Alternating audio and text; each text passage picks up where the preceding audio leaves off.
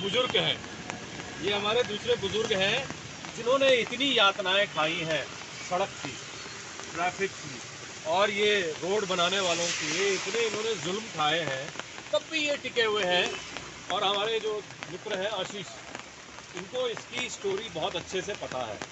आप बताएं आशीष कि इस पेड़ की क्या, हमारे जो ये बुजुर्ग हैं इनकी क्या कहानी है, बुजुर्ग पेड़ जो है। आप सबका नमस्कार। देखिए, जैसे वंशु जी ने बताया, ये जो हमारे बुजुर्ग पीपल के पेड़ हैं, इनको फिर वही रोड चौड़ीकरण के नाम पे इनके काटने की नौबत आ गई थी। तो एक बार नहीं, कई बार आई। कई बार आई। हाँ।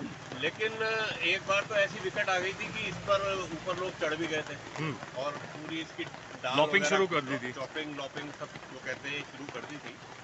तो उससे थोड़ा पहले ये था कि यहाँ पे आपको बताएं कि एक मंदिर भी था, और जिस समय चौड़ीकरण की बात हुई तो मंदिर और पुजारी जी तो चले गए, मतलब इनको हमारे बुजुर्ग को छोड़ के।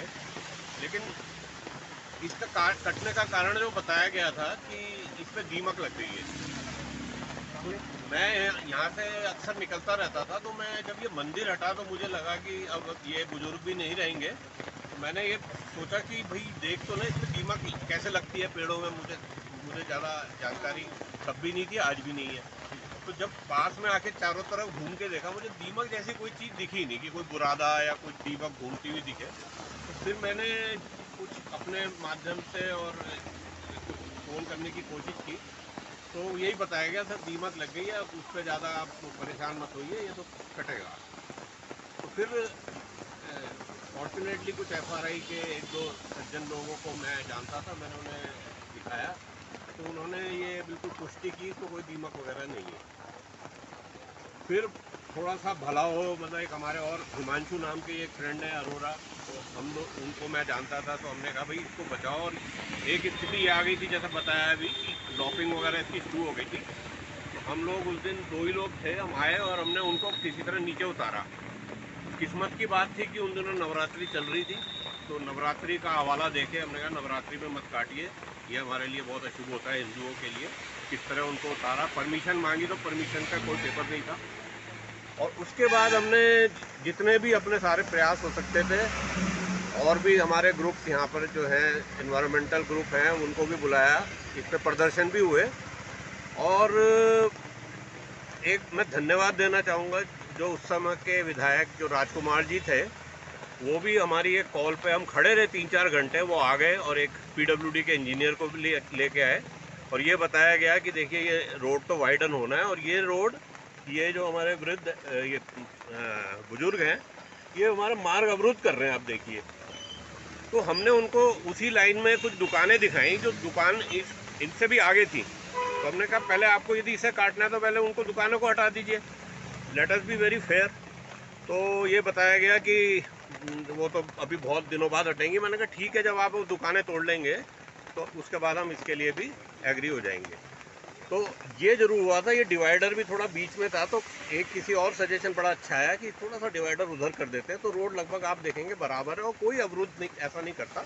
और यदि थोड़ा बहुत करता भी है तो हमें ये सह लेना चाहिए। अभी देखिए क्या होता है कि हम छोटी छोटी चीज़ों के लिए पेड़ों को काटने के बहाने बना लेते हैं कि इससे पत्ते गिरते हैं, हमें धूप नहीं आती, हमें ये नहीं आता, वो नहीं आता। अब हम बहाने बनाने छोड़ें, क्योंकि अब समय ऐसा आ चुका है कि एक एक पेड़ बहुत कीमती है, और खासकर ऐसे बुजुर्ग जो हमारे हैं, अब इनको हमें बड़े प्यार से रखना है। और मैं तो यहाँ तक भी कहता हूँ कि कल इनकी लाइफ ख़त्म भी हो जाए तो भी इनको यादगार के रूप में यहाँ पे रहने दीजिए। ये कोई ऐसी बुराई नहीं है। जैसे हम अपने बुजुर्गों की याद में, या आप धात का जो प्रयास है स्मृति वन में अपने बुजुर्गों की याद में पेड़ लगाते हैं, तो हम इनकी याद में भी कुछ करें, खड़े रहने दें, ऐसी कोई दिक्कत नहीं। अगर हम इन्हीं को बुजुर्ग मानना शुरू करते हैं तो फिर ये हमारे बुजुर्ग हमारे साथ रहेंगे। तो बस यही मानना है। मैं ये मानता हूँ कि देखिए कि अब हम ऐसा संकट का समय है, इसलिए नहीं कि केवल देहरादून में, ये हमारी पूरी प्रकृति के सामने एक बहुत बड़ा चैलेंज है। अब मुझे बड़ा अच्छा लगा कि आज इतने सारे धात के, या जो आप हिमांशु जी के दोस्त हैं या जानने वाले हैं, और इतनी संख्या में आप लोग यहाँ आए हैं, तो ये बहुत बड़ा एक, मेरे ख्याल से 10-12 साल से हम लोग जो डिस्कस करते रहते थे, आज वो ज़मीन पे आके हमें दिखने लगा है। तो मेरी तो और आप सबकी तरफ से अपील है कि ये संख्या अब दिन पे दिन बढ़े, और कभी भी कोई ऐसा एक पेड़ कटने की नौबत आए तो कम से कम 10,000 लोग आके खड़े हो जाए। जब तक इतनी संख्या में लोग नहीं आएंगे, आप लोग भी कल आएँ तो अपनी कार, स्कूटर, पैदल, जिसको भी आना है कम से कम 10-10 लोगों का प्रण लीजिए, लेके आएँ, तभी देखिए ये बचेंगे। यदि हमें बचाना है इन बुजुर्गों को, अपनी जिन्होंने हमारी पूरी आजीवन पृथ्वी की सेवा की है, मैं ये कहूँगा, उनको बचाना बहुत ज़रूरी हो गया है। और इनके जो कातिल हैं, जो छोटे छोटे बहानों पे या पैसे के लालच में या ज़मीनों के लालच में हमारी जो एक बहुत बड़ी जो हमारी ये संपदा है उसको दिन पे दिन नष्ट करते जा रहे हैं, जब तक आप जैसे लोग उसमें बड़ी संख्या में नहीं आएंगे, तो मैं बता दूं हमारे आने वाली जो फ्यूचर जनरेशन्स का भविष्य बहुत खतरे में है। और इसके लिए हिमांशु और धात संस्था का बहुत बहुत धन्यवाद कि सहस्त्रधारा रोड के लिए जब हम कुछ बात की तो मुझे बड़ा दुख होता है कि वहाँ 2 लाख में से 10 लोग आए। आज भी IT पार्क पे कुछ बच्चे और उनके पेरेंट्स या कुछ लेडीज़ आके 15 दिन से कंटिन्यूस बारिश में भीग के खड़े हुए हैं, लेकिन बड़े शर्म की बात है कि लोग नहीं आते। और सोशल मीडिया या अखबारों में आज की डेट में जो मुहिम चली है कि हम लाखों पेड़ लगाएंगे, करोड़ों पेड़ लगाएंगे, ये सब काटने के लिए लगाया जा रहा है। मुझे तो आज ये ऐसा लगने लगा है, बड़े दुख से कह रहा हूँ, कि इन पेड़ों को लगाया इसलिए जा रहा है कि कल ये बड़े हो जाएं, इनको काटा जाए, इनकी लकड़ियाँ बेची जाएँ और इन पर राजनीति की जाए।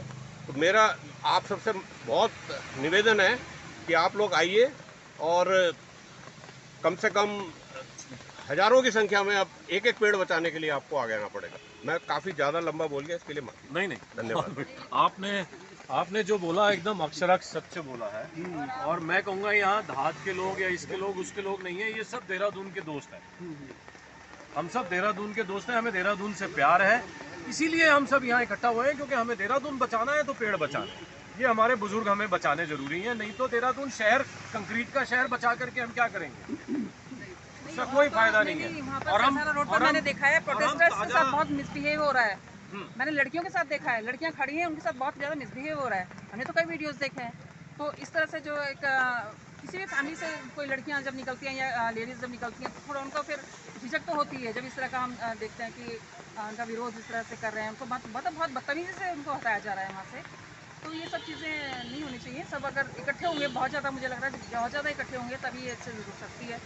चलिए एक फोटो ले लेते हैं सब ग्रुप। हाँ, हम वहाँ हैं प्रभात के सामने। हाँ, आ जाओ।